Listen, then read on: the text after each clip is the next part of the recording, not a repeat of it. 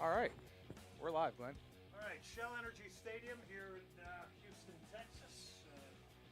Somehow we're trying to get this game underway. There we go. Can we kill that music, Big D? All right, there we go. Rainy conditions here. Game's been moved up, obviously. We're going to try to give you a little bit of a setup here.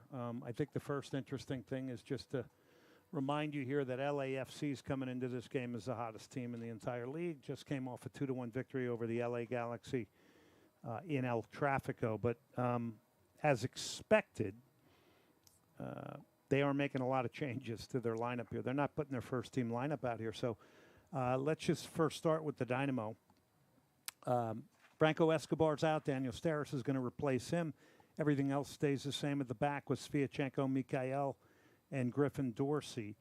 In midfield, it'll be Artur, Amin Bassi, Hector Herrera, and Latif Blessing. Aliou out on the left, and then, of course, they're going to start Sebas Ferreira tonight. So not Ben Olsen's going with a traditional center forward in this one against LAFC. Now, LAFC, as everybody knows, has Hugo Lloris, won a World Cup with France. Everybody knows him. He didn't even make the trip. So we're assuming he's just being rested. But they're going to make 5 changes to their lineup. 5, including their entire midfield. So the Dynamo, to me, going into this, have a big, big edge in midfield. So Abraham Romero is going to start in goal for them, has not appeared. So you want to initiate him by making him make plays here tonight. Omar Campos, Jesus Murillo, the Colombian. Eddie Segura will come in the lineup. Palencia is likely going to be out as a right wing back. Chenot, Duenas, Mateusz Bogusz, who is a goal scorer, young, 22-year-old Polish guy, has had a hat trick this year. Tomas Angel, the former son, well, not the former son, he is the son of Juan Pablo Angel, the Colombian great who played in Major League Soccer with the New York Red Bulls. David Martinez and Denis Bouanga. So Bouanga, who was last year's Golden Boot winner, he is going to start. So look who's on the bench for them, starters. Ilya Sanchez, Eduardo Atuesta, Kai Kamara started the last game, scored a great header in El Tráfico. Ryan Hollingshead, the outside back, also getting rested. So a bunch of changes there. So Steve Cherundolo's coming in here. Call it what you want. He's resting people. He's putting out a mixed lineup here. Definitely not their first team lineup. By the way, hope everybody's prepared for what's coming tonight. Take stuff that could fly around away from your house. Fill up your bathtubs. This has been a public service announcement from Soccer Matters as our weather portion of this pregame show. So be careful. I was kind of surprised that we're even down here right now. I thought last night this would be called off with an impending potential Category 1 Hurricane Beryl coming in, which wiped out a lot of smaller windward islands, including got a lot of friends on St. Vincent, and they're all okay, but they got beat up. So did Jamaica. Okay, so what else can we talk about here tonight? The LAFC unbeaten in 10, 23 goals in their last 10 matches. A lot of changes in their lineup here tonight. Bouanga and Bogusz, who are both in the starting lineup, have played a part in 39 of the 71 goals scored by LAFC. They don't have 71 goals. That's got to be wrong. You're right. That must. No, that's a typo on my Now end. that Sorry. is a goal-scoring team in MLS. No, they've got 43 goals. They don't have 71. I'm looking at goals these and notes. assists for 71. Yeah. That's what it was. Combined. I got the wrong number down. They have 42 goals. You got to love data. Yeah, so they're the third best team in the league. But, again, no Lloris here. So for the Dynamo coming off a pretty rough game at RSL, I would think, in my opinion, a night where their possession game hasn't been like it should be. Yes, I get that RSL was more rested. RSL was also missing their 2 main center backs, which played a big part in that first beautiful goal that Aliou scored because their center back never slid over. And it was like the parting of the Red Sea in the middle there where Aliou got.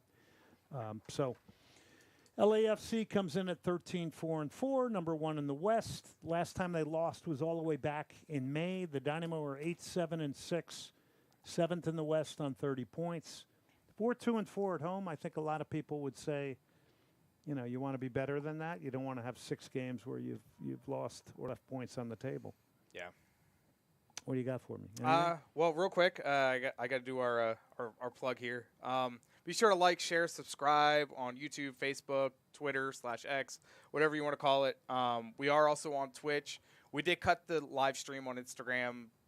Video-wise, doesn't work for the show. Is there any way to make that I can't. something else? Okay. I looked. I'm just curious. No, it's built into streaming programming. Soccer Matters this week. Monday. Schedule. So Monday. we're going tomorrow night at 6 o'clock. A lot of Euros, a lot of Copa America talk. There's been a lot of drama in and around both these tournaments. There's also been some criticisms. We'll talk a little bit about the Messi appearance in Houston. Any update on severe weather alert? Yeah, no, they still have it on the scoreboard. There's nobody on the field right now to warm up. There's a bunch of soccer balls out there and cones and things, but nobody's come out to warm up yet. So it's 5:20 right now. It's not going to start at what they wanted, basically 5:34. So we'll let you know the minute anybody steps out on the field. There was lightning earlier. The pitch looks like it's in decent shape now. I mean, it was holding water pretty bad, about 30 minutes ago? This field's fine. Yeah. There's nothing to worry, but don't get everybody worried about No, the I'm not field. getting The field's fine. worried. Couple things. Do you want to finish? Yeah, I got a couple questions for you. So going back to my typo, describe the play of Bawanga, and forgive me for not being able to say the other guy's name. Bogusz. Those two have been a part of the 39 of 42 LAFC goals. Describe a little bit about that. What do you attribute it to? So we all know Bawanga from last year. He's an inverted winger, capable of getting by people. Good dribbler, very dangerous. Change of direction on the ball. Excellent finisher as well. Scores a lot of goals from angles. That's a real big one for Griffin Dorsey, and of course Eric Sviatchenko to slide over. Artur's got to help with him as well. He's that good of a player. Kai Kamara started the last game. I think Angel will probably be the center forward in this one for them. But remember, they've got Olivier Giroud coming in.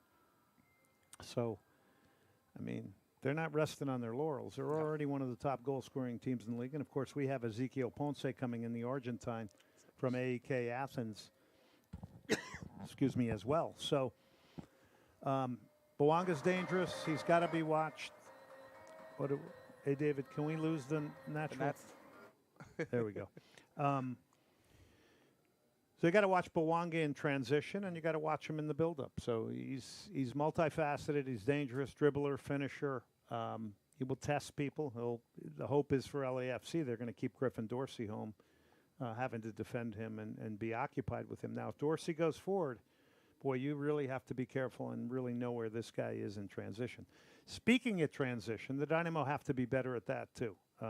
They got to see moments tonight where they can break out and do it with real conviction. I'm hoping their possession game returns. I thought they were sloppy at RSL. And I think another thing, HH is not at the level he was last year, right? He's still an exceptional player, but he's not at the level that he was last year, really running and orchestrating the Houston Dynamo. So I think that's a big thing because that directly affects your possession game.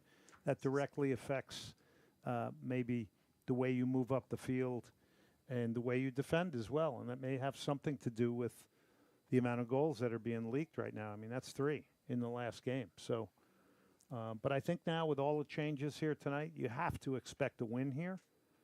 That's 5 changes for the LA Galaxy. And I mean, they're key guys. Elias Sanchez, one of the best holding midfielders in the league.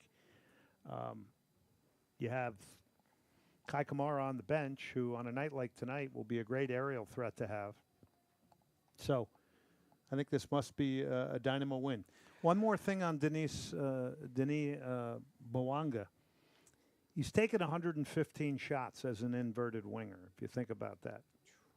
It's not easy to break inside when people are doubling you up and getting a third defender over there, right? It's not easy for these inverted wingers.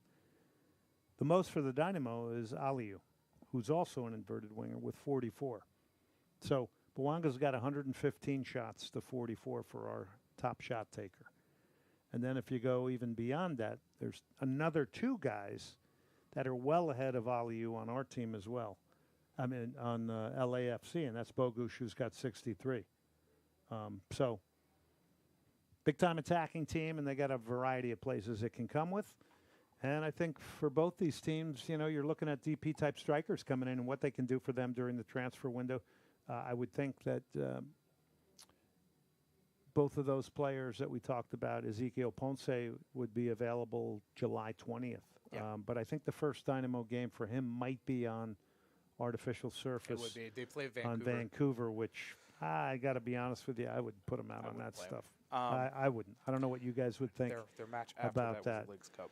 Let's see. Anyone ever read the oral history of DC versus a Red Bull? It gives confidence about it. Yeah, that's a long time ago, and it was a much different league, Kenny. But that was a great rivalry. There's no question about that. Great rivalry. I don't think you have to get up for LAFC. You know, I do think managers do have to take always have to take some of the blame if teams aren't prepared and up to play. But part of me is that's a lot of the responsibility of the player, too. You just lost to Real Salt Lake. What, do you really need somebody to motivate you? I don't know. It's possible. I mean, we certainly could discuss that with the U.S. national team. But, you know, score prediction here. Who is that? That would Agent be Winners. Agent Winners, yes. On the job tonight. I like that. Score prediction. He says 1-1. What else you guys got? What else you got? Something. Yeah, I think the real big points coming into tonight is response for the Dynamo, better possession game, better team shape, and listen, they should beat LAFC with 5 changes to their starting lineup. They have a great opportunity right now. I going back to prediction, I have a hard time thinking they're only going to score 1 goal. They've scored multiple goals in their last 3 games: 6 against San Jose, 3 against Colorado, 2 against LA Galaxy. And they have 2 of their best goal scorers in there. So yeah. In Bogusz and also Bowanga. Glenn, you heard any news on possible incomings? No, but I know what the Dynamo are targeting. They're targeting a winger, and they're targeting cover for Griffin Dorsey. Cool. Because if Griffin Dorsey went down injured, your whole wide game disappears from that side of the field. You don't get as much width from the left side. It's a little bit more difficult for Franco Escobar, being right-footed, to get forward. It's also a little bit more difficult for Daniel Steres to get forward on the left side, who, by the way, is replacing Franco Escobar here tonight. Dynamo wins 5-0 like Colombia beat Panama. Yeah. Okay, 4-1 LAFC. But again, don't forget, LAFC's coming in with a very mixed lineup here. And last year, the Dynamo smoked LAFC here 4-0. That was a little bit deceptive, but it was a great night. Beat them in LA, and then, of course, lost in the Western Conference final to them. How do the Dynamo make sure that another Seattle Sounders match doesn't happen when Seattle rested a lot of their players early in that match? Well, first of all, I think a lot of teams come in here targeting the Dynamo and Houston, Shell Energy, because of the heat and things, as a game where we rest some of our key players. That's a good thing if you take advantage of it. They put out what they put out, right? But again, I go back to what I said earlier, and that is the possession game, I think, has not been sharp. It's got to improve. I think there's been some bad distribution at the back here over the last couple of games where the Dynamo were conceding goals. I mean, let's be honest. Steve Clark, you know, if not for Steve Clark in the RSL game, he 2 one-on-one situations, comes up with huge saves. That could have looked a lot different, even though Sebas Ferreira could have tied it up at the end of the game. So shoulda, woulda, coulda, but the Dynamo have to improve their performance, I think. A lot of the little details have got to get better. Should have postponed this game. Yeah, I was surprised that this was not shut down last night. Well, while you were speaking, I just saw lightning right over They your rest shoulder, players because they do not respect the Dynamo. Maybe. Bogdan says that. It's possible. I also think it's, again, like I said a minute ago, that this is an area in a stadium that when people come into it, they go, you know what, 90 degrees. Why put Hugo Lloris out there? Yeah. Why put our main guys out there? We're unbeaten in 10. It's a good game to get minutes for other players. Give the rest of our roster opportunity, keep them engaged in a hot climate. On the other hand, respect factor, maybe that plays into it as well. I don't think that's something that should be dismissed. They rest players because they do not respect the Dynamo. Austin Yes. had a 2 a.m. Aston had a 2 a.m. game last night. MLS don't care when games happen. Yeah, I guess they ultimately won that 2-1. That was a weather game as well. Yeah, I'm just hoping it's not, because the worst of that storm's supposed to be rolling in after midnight. So 2 to 4 a.m. oof. That's what they say. Yeah. If you listen to the Weather Channel. What else we got out there? That's points for Austin FC, who are rivals. I just see a Dynamo at 4-2-4 at home. They got to really improve the home record here, and they got to start being unbeatable here at home. Timothy Tillman's out for LAFC as well as Franco Escobar for us. But they're changing out their entire midfielder against Hector Herrera, Artur, and Latif Blessing, who arguably, and Amin Bassi, who arguably last year was one of the best midfields in the league. So I would expect the Dynamo dominating the possession early in this, the territorial play, and I'd like to see them get at a back four that's been changed up a lot tonight and put some of these guys that are coming into the lineup under pressure making decisions. Anything else here? Good evening, gents. Main focus needs to be improving our game playing out of the back. Yeah. Wet conditions. Yeah, I think they've been weak out of the back. I think we've given the ball away quite a bit. About to get blasted with heavy rain. Okay, thank you for that. So we'll see. Speaking of that, because I've always wanted to ask you from a tactical standpoint. Coco's not going to play this game. That's a pipe dream. Generally, you're not going to bring a guy in that's been with a national team away. He probably came back yesterday, I would think.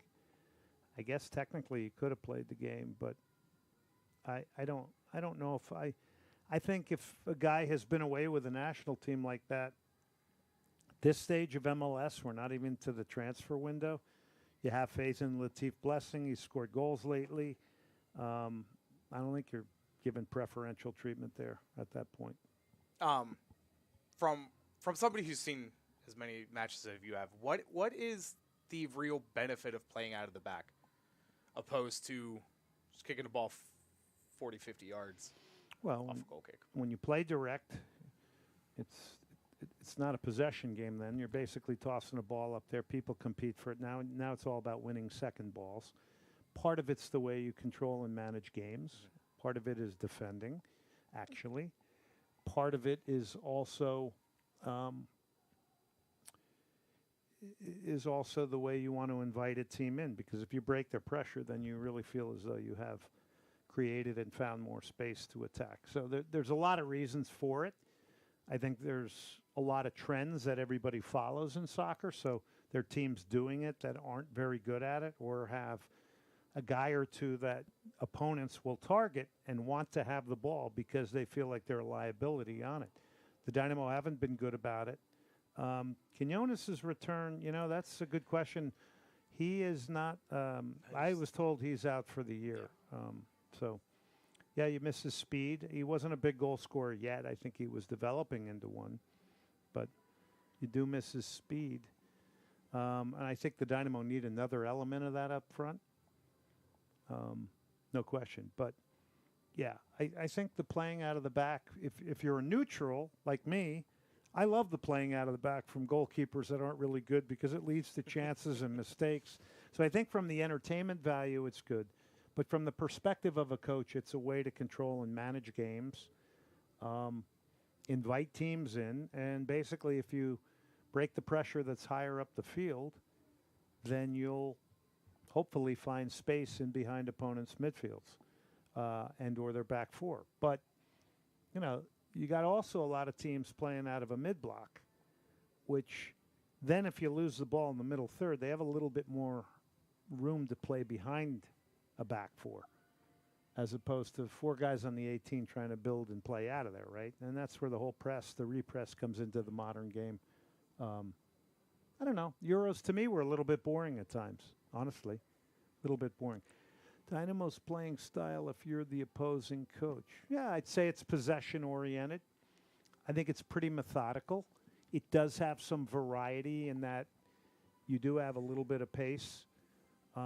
They get their width from Griffin Dorsey, and it's a very narrow game. The Dynamo play a narrow game on purpose so that when you lose the ball, everybody's condensed, and you can put pressure on it immediately. And if you're an opponent, then you're going to have to play it out wide, your first pass, and you can react to that. So that's why you got a narrow game. That's why Aliou never goes to the right side of the field, because he's coming inside a lot, and he's taking the ball into pressure. But that's because you're thinking defensive first.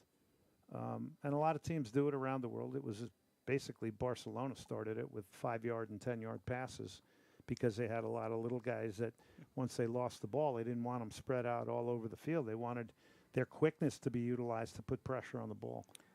So that's it. Let me just finish. You're good. Yeah, I want to finish this conversation. But that narrow style is based on wanting to be tight defensively. And when you get the Dynamo in a game where they're opened up and it's back and forth in transition, you'll know they're not doing the things tactically that they would want to do. Okay. How long's the delay? We have no idea. We just saw another bolt of lightning. It could be a long, long night, you guys. I do want to say something real quick. It is Military Appreciation Night.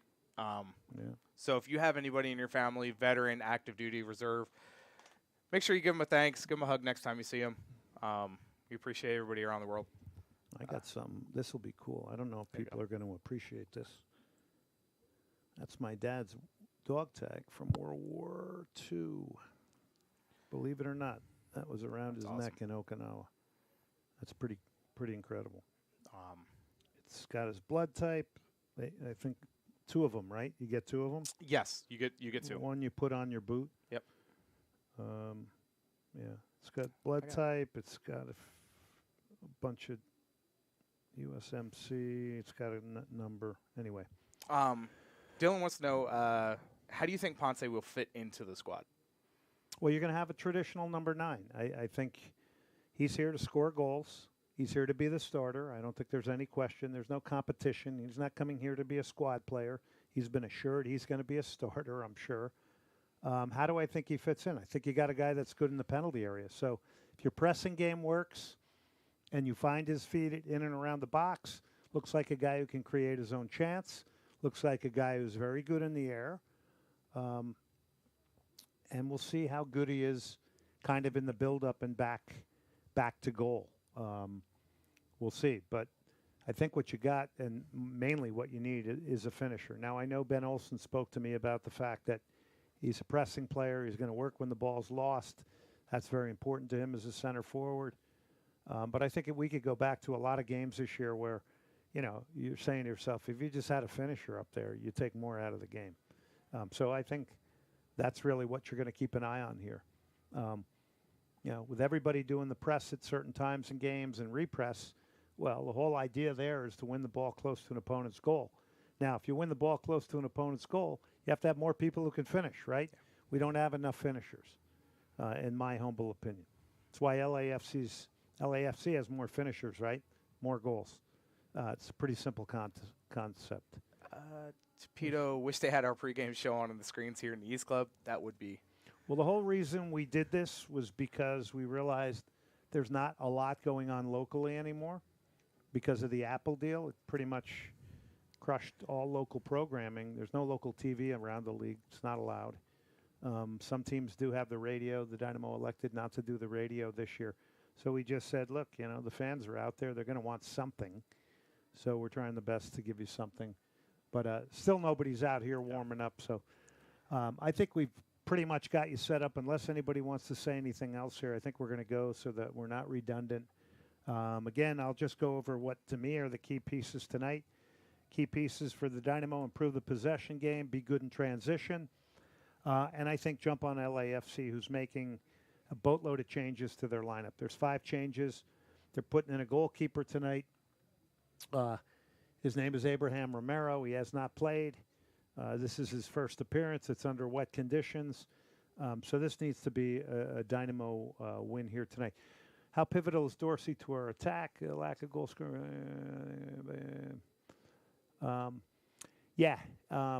Very pivotal. Drives forward.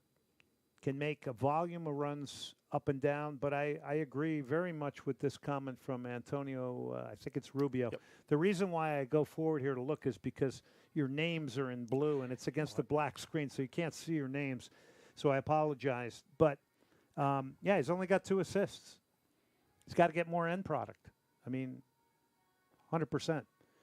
Better semifinals, Spain, France, or England, Netherlands. I like them all. I want Spain. I don't think France has played good football. I don't think England's played great. Actually, Switzerland has played better soccer. I don't know why you're doing this to me. I was trying to see if I could bring it up. Oh, don't worry about it. So Netherlands or England. I mean, the Netherlands need to produce better. I don't think England's been great, but Argentina, Canada, it's the second. That's kind of an interesting game because Canada's got nothing to lose. It's the second time they're playing Argentina. Uruguay's going to try to do what they did against Brazil to Colombia, and that's break their rhythm. 6-year-old Noah wants to know what you think the score will be tonight. I'm going 2-1 Houston Dynamo. Rob would love to collaborate with you at a match one day. Stay safe. Do you think HH would make a difference with Mexico during the Copa America? Leadership and experience, yes, but I think it was a transitional time for them. They decided to do it in a big sweep.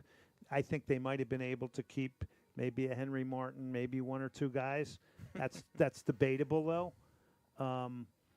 So, listen, Hector Herrera is a great footballer, right? I mean, we know that. But he's also, his shelf life is at a different place right now. And we're going to have to see more of the last year's Hector arriving here in the second part of the season. England and France have cheesed their way through. I agree with that. Yeah, they've been bad. It's just not a fun watch. Very average. All right, thank you. Guys, everybody, thanks very much. We appreciate it. Hopefully this game will start shortly in some time here in the near future. All right, stay safe, everybody, and thank you very much for tuning in.